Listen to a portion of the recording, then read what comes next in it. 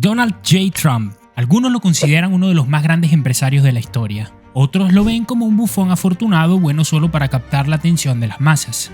Sin embargo, se ha convertido en el 47º presidente de los Estados Unidos. ¿Cómo logró un personaje como Trump alcanzar el éxito y la presidencia? Y sobre todo, ¿quién es realmente Donald Trump?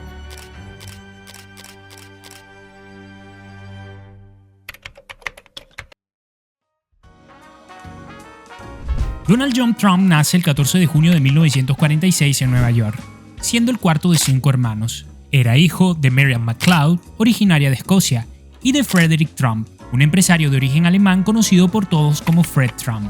A los 13 años su padre lo envió a un internado con la intención de que le inculcasen la disciplina militar, y allí permanecería hasta los 18 años. Después obtendría una licenciatura en Economía en 1968 en la prestigiosa Wharton School of Finance y empezaría a trabajar de inmediato en la empresa de su padre. La compañía de Fred Trump era de las más grandes en el sector inmobiliario en Nueva York, y Donald Trump ayudaba a su padre en la gestión de las propiedades y se dedicaba a tocar las puertas para recaudar el alquiler de los inquilinos. Se estima que para la época poseían entre 10.000 y 22.000 viviendas, de las cuales muchas de estas eran casas populares. Desde joven, aprendía con rapidez y pronto se ganaría la confianza de su padre. En 1971 sería nombrado presidente de la empresa, mientras que Fred, su padre, se retiró y continuó administrando algunas propiedades más antiguas. El primer movimiento que haría Donald Trump como presidente sería el de entrar en el mercado inmobiliario de lujo de Manhattan, un salto importante en comparación con los barrios populares que solía cubrir su padre. Entre los 60 y 70, Donald Trump impulsó el crecimiento de la empresa, extendiéndose primero en Ohio y luego en Virginia. Y a pesar de que aún se encontraba en un proceso de aprendizaje, el camino ya estaba bastante facilitado, ya que contaba con los contactos políticos de su padre y su apoyo financiero. En 1974, Trump tomaría la decisión de reforzar muchas de las empresas bajo su marca y haría un conglomerado, que más tarde se conocería como la Trump Organization. Y en 1976, Trump compraría por 130 millones un hotel en decadencia llamado Commodore ubicado en Manhattan junto a la Central Terminal con la intención de renovarlo. Para financiar dicha compra, recurriría a las finanzas de su padre y a la cadena Hyatt, una empresa también involucrada en el sector inmobiliario. Sin embargo, tanto su padre como Hyatt solo le prestarían 70 millones de dólares. Donald necesitaba reunir el capital faltante, pero nadie parecía dispuesto a invertir en la compra de un hotel en ruinas. Y en este momento de la historia necesitamos un poco de contexto porque en Nueva York en esos años estaban pasando cosas. La ciudad enfrentaba una grave deuda y requería inversiones inmediatas. La reconstrucción de un hotel deteriorado habría revitalizado toda esa área de Manhattan, convirtiéndola en una zona de inversión atractiva. Así que Trump, con esta idea en la mente, usaría sus conexiones políticas y lograría conseguir un descuento en los impuestos del hotel por 40 años. Gracias a este gran alivio fiscal, equilibraría los costos de la inversión. Y este acuerdo representaría ser uno de los más importantes jamás hechos en la ciudad, visto que otorgaba, por primera vez, un descuento fiscal de este tipo a una propiedad comercial y no residencial. Obviamente, la noticia no pasó desapercibida y muchos protestaron en Nueva York. Sin embargo, las obras comenzarían y después de 4 años se inauguraría el Gran Hotel Hyatt, un hotel de lujo con más de 1.400 habitaciones. Durante los años 80, Trump invertiría en hoteles de lujo y propiedades residenciales, primero centrándose en Manhattan y luego expandiéndose hacia New Jersey.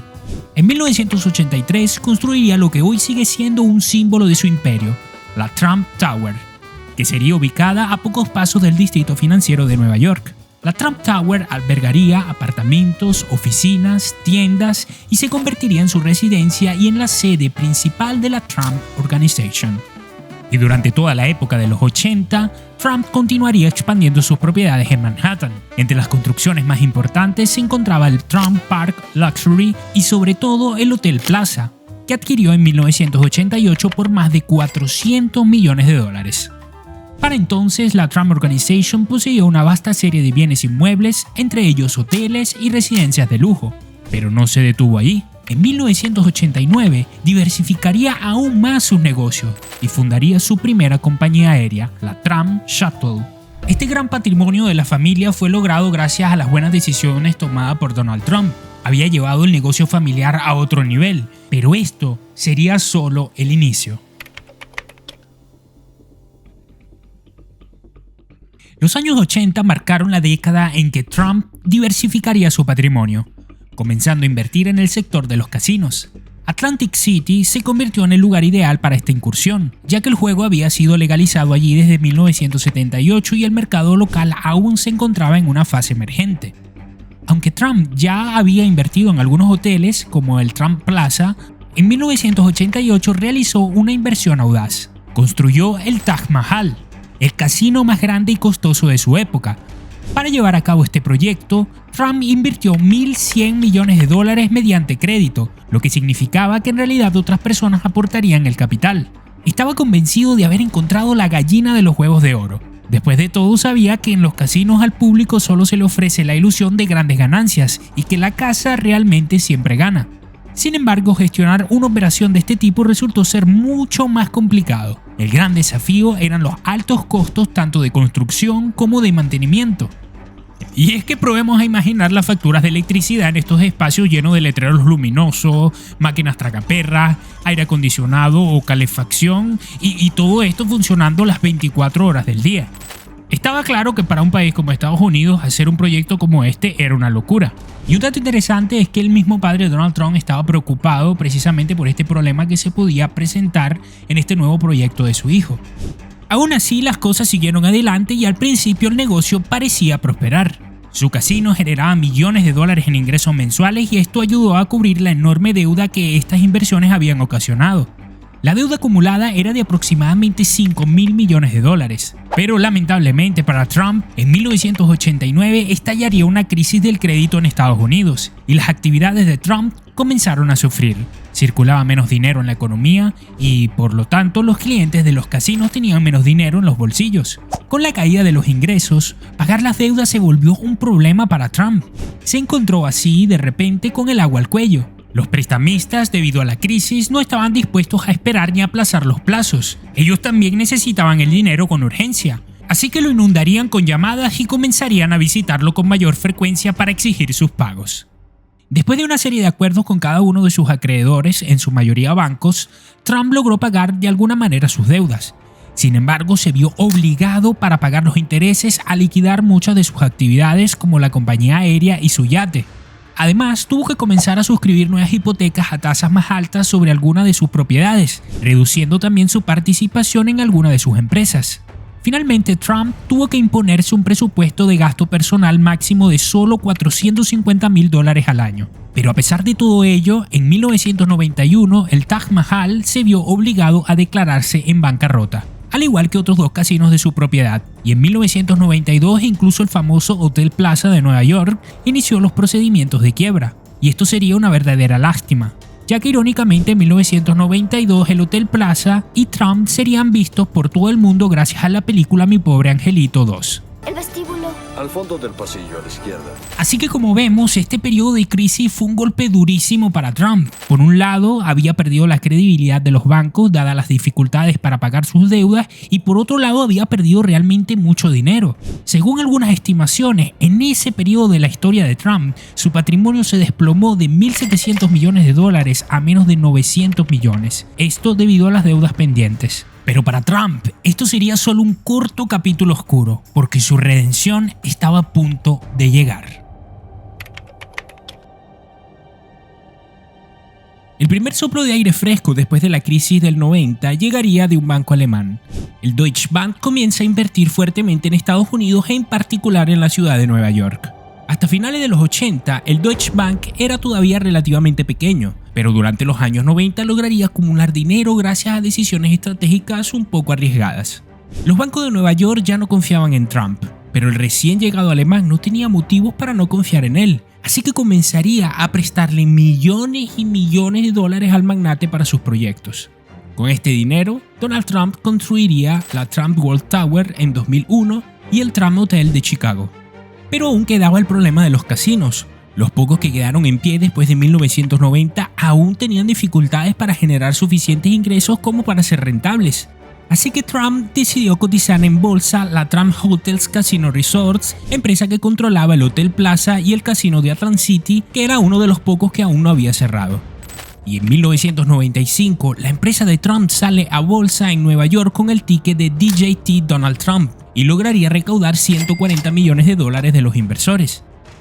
La salida a bolsa y la asociación de su nombre a múltiples productos y servicios amplificaron su alcance, transformando su apellido en un símbolo de éxito y opulencia en Estados Unidos, lo que convertiría a Trump poco a poco en una marca muy poderosa. En Estados Unidos, el nombre de Trump estaba prácticamente en todas partes: productos alimenticios, artículos de decoración, libros, rascacielos, hoteles, ropa, casinos, y ahora también estaba en Wall Street. Llegamos a 2004 y por culpa de una mala gestión, la empresa cotizada se vería obligada a declararse en bancarrota. Así que vemos que la inversión que estaba haciendo Trump en los juegos no le estaban saliendo para nada bien. Todo esto visto la cantidad de hoteles y casinos que habían cerrado. Pero los años 2000 marcarían un punto de inflexión tanto desde un punto de vista económico-financiero como de imagen. Porque es en el año 2004 cuando sale en la televisión americana el programa The Apprentice. Durante el show, aspirantes a empresarios novatos se enfrentaban para conquistar el favor de Trump, quien al final del episodio debía eliminar a uno de los participantes con la famosa frase: "You're fired, get out of here". El show no solo tiene a Trump como protagonista, sino que fue producido por Trump Production, la casa productora del magnate, y este formato de The Apprentice se convierte en uno de los programas más vistos de Estados Unidos y comienza a salir también en versiones en otros países. Según algunas estimaciones, gracias al programa de The Apprentice, a lo largo de los años Trump habría ganado $200 millones netos. Pero no solo eso, gracias al programa, su reputación llegaría a las estrellas. Se convertiría en un personaje de la televisión mainstream. Ahora Trump ya no era visto por el americano medio como el empresario hijo de papá que invierte en casinos y obtiene descuentos del Estado. Ahora el nombre de Trump se había convertido en una marca, un símbolo de la buena vida. De la vida del empresario entre dinero, mujeres hermosas, autos de lujo y apretones de manos vigorosos. Donald Trump se había convertido en uno de los hombres más envidiados de Estados Unidos. Y es por este motivo que quizás Donald Trump decide mezclarse en la política. Desde que apareció en escena junto a su padre, Trump a menudo tuvo fricciones con el ámbito político. Donald Trump is a phony, a fraud. His promises are as worthless as a degree from Trump University. Varias veces sucedía que tras las elecciones el político aliado de Trump era reemplazado por un sucesor que le hacía menos favores y le ofrecía sobre todo menos concesiones. Cualquiera que se interpusiese entre él y sus objetivos era, según él, un antidemócrata que odiaba a América. Así que no sorprende que a partir de los años 80, Trump declarara varias veces su intención de entrar en la política. Llegadas las elecciones del 2000, todos pensaron que Trump sería el próximo candidato a la presidencia, pero al final no se postuló. Solamente escribió un libro llamado La América que nos merecemos. En este libro quedaba clara su posición republicana y conservadora. Sin embargo, su rostro se haría realmente conocido por los electores por primera vez durante las elecciones presidenciales de 2012. En esa ocasión, Trump declaró repetidamente que Barack Obama, recién electo presidente, no era un verdadero ciudadano estadounidense, ya que según Trump no había nacido en Estados Unidos. La noticia obviamente fue desmentida por múltiples fuentes y por el propio Obama, quien presentó su certificado de nacimiento en Hawái. Obviamente esto dio la vuelta al país, pero Trump se dio cuenta de esta forma que había una buena parte de estadounidenses que estaban de acuerdo con él. Para Trump, esta era la confirmación clara de que tenía seguidores y de que habrían también muchas personas que votarían por él. Llegamos hacia 2015 cuando Trump anunció que se presentaría a las elecciones presidenciales para el año 2016. Durante la campaña electoral, Donald Trump prometió un montón de cosas, hablando directamente al corazón de los estadounidenses conservadores. Los pilares de su campaña fueron una fuerte crítica al Obamacare, que era una reforma del sector sanitario iniciada por Obama en 2010, que según Trump era un completo desastre. Pero no solo usaría este argumento, también apoyó la aplicación de aranceles hacia aquellos países que, según él, se estaban lucrando a expensas de los Estados Unidos, como China, por ejemplo. Y no olvidemos el famoso argumento del muro con México para bloquear los flujos migratorios. En este momento, una herramienta muy utilizada por Trump durante su campaña fue Twitter. Lo usaba a menudo para atacar a sus enemigos y a veces de manera muy agresiva. Pero todo esto no le impediría conseguir su primera etapa en el camino hacia la Casa Blanca, que era ganar las primarias del Partido Republicano. Y al principio de 2016, Trump gana con una gran ventaja. Y en el verano de ese mismo año fue oficialmente nombrado por el Partido Republicano como el candidato para las elecciones presidenciales. A desafiarlo por los demócratas estaba Hillary Clinton, y para Trump en realidad esto era casi positivo. Desde el momento en que empezó la campaña electoral, Trump empezó a atacarla con una serie de acusaciones que resultarían ser totalmente infundadas. From everything I see, has no respect for this person. Well, that's because he'd rather have a puppet as president of the United States. No puppet. Primero la acusó de haber tenido algún rol en el atentado de 2012 al consulado estadounidense en Libia. Luego la acusó de haber usado su dirección de correo electrónico personal para manejar documentos oficiales del Departamento de Estados Unidos. Circulaban una enorme cantidad de bulos en Internet. Según algunos, el equipo de Trump incluso habría favorecido la difusión de noticias falsas para desacreditar la figura de Clinton. Pero lo cierto es que Trump se beneficiaría mucho de la difusión de estas informaciones. Y en medio de todo esto, a finales de julio de 2016, estalló un escándalo en el Partido Demócrata a causa del sitio Wikileaks. Wikileaks es una plataforma que comparte documentos clasificados que fue creada en 2006 por Julian Assange. Publicaron decenas de miles de correos electrónicos privados intercambiados entre miembros del Partido Demócrata. Y todo esto no hizo más que disminuir la aprobación hacia los demócratas y hacia Clinton. Así que en resumen, el elector estadounidense se encontraba por un lado con un empresario exitoso como Donald Trump y por otro lado con un partido demócrata en medio de una tormenta. Sin embargo, Trump gana las elecciones en noviembre del 2016 y el 20 de enero del 2017 se convertiría oficialmente en el 45º presidente de los Estados Unidos. Durante su mandato sería fuertemente criticado por sus actitudes algo agresivas e incluso por su particular forma de hacer política. Por supuesto, hubo otros momentos muy importantes como la llegada del presidente Trump a Corea del Norte, cosa que para algunos fue un gran éxito.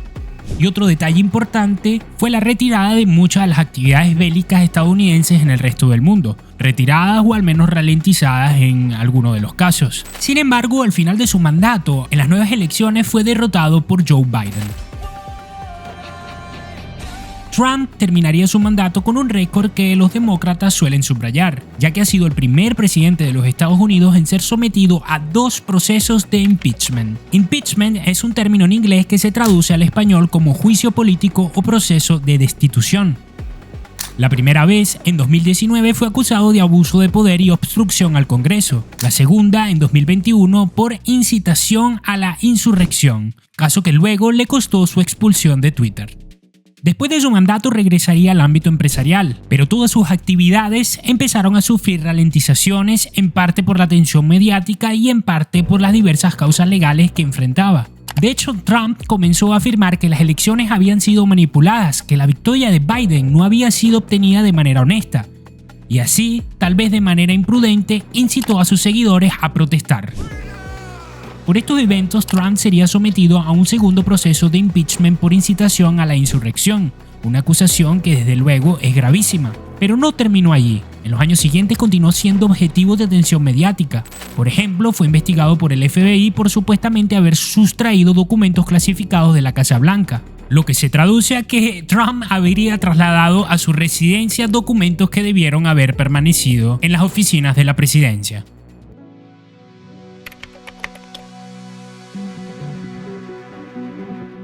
Después de su derrota en las elecciones de 2020, muchos pensaron que la carrera política de Donald Trump había llegado a su fin. Sin embargo, lejos de retirarse, Trump continuó siendo una figura influyente dentro del Partido Republicano y en la escena política estadounidense. En 2024, Trump anunciaría oficialmente su candidatura a la presidencia de los Estados Unidos. Su campaña se centró en un mensaje contundente sobre la economía, la seguridad nacional y la inmigración. A pesar de las encuestas que predecían una contienda muy reñida con su oponente demócrata Kamala Harris, Trump logró movilizar a una base de votantes aún más amplia que en sus anteriores campañas. El día de las elecciones, los resultados sorprendieron a muchos analistas políticos. Trump no solo ganaría en el voto popular, sino que también obtendría una clara mayoría en el colegio electoral. Su victoria fue mucho más amplia de lo que habían pronosticado las encuestas, superando a Harris con márgenes de entre 3 y 5 puntos en varios estados clave que estaban altamente disputados. Trump lograría convencer a muchos votantes de que el país enfrentaba desafíos económicos gigantes. Todo esto a pesar de que los indicadores mostraban un crecimiento constante, una inflación controlada al 2% anual y una tasa de desempleo del 4%. Esta paradoja reflejaba una percepción entre los estadounidenses de que, aunque las cifras macroeconómicas eran favorables, su situación personal no había mejorado en comparación con años anteriores. Muchos sintieron que los precios de los alimentos y otros bienes de consumo habían aumentado, afectando su poder adquisitivo. La inmigración también jugó un papel crucial en la campaña. Trump hizo hincapié en la necesidad de fortalecer las fronteras y reformar las políticas migratorias. Su mensaje resonó no solo entre republicanos, sino también entre algunos demócratas e independientes que veían la inmigración ilegal como un desafío para Estados Unidos. Y además logró aumentar su apoyo entre grupos demográficos que anteriormente le habían sido menos favorables. Su campaña atraería a un mayor número de mujeres, hombres, latinos y afroamericanos que en elecciones anteriores no habrían estado de acuerdo con sus políticas. Hubo un notable incremento en el apoyo de las comunidades hispanas, incluyendo a mexicanos residentes en Estados Unidos, quienes vieron en sus propuestas económicas una oportunidad para mejorar sus condiciones de vida. La noche de la victoria, Trump se reunió junto a sus seguidores en Florida y su discurso se centró en la unidad y en la promesa de trabajar por el bienestar de todos los estadounidenses. Con la mayoría republicana en el Senado, Trump se prepara para asumir la presidencia el 20 de enero, listo para implementar su agenda con una renovada confianza y un mayor poder de maniobra. Este retorno inesperado al poder marcará un nuevo capítulo en la vida política de Donald Trump. Su capacidad para conectarse con amplios sectores de la población y también, por qué no, su resiliencia, demostraron una vez más su habilidad para influir en el rumbo del país. Para sus seguidores, Trump representa la esperanza de un futuro próspero y seguro. Para sus detractores, una figura controvertida que continuará generando debate y polarización. La historia de Donald J. Trump es una mezcla de éxitos empresariales, controversias y una influencia indiscutible en la política estadounidense. Su capacidad para reinventarse y mantenerse relevante es un testimonio de su perspicacia y determinación. Solamente el tiempo dirá cuál será el legado final de este controvertido pero indudablemente influyente personaje.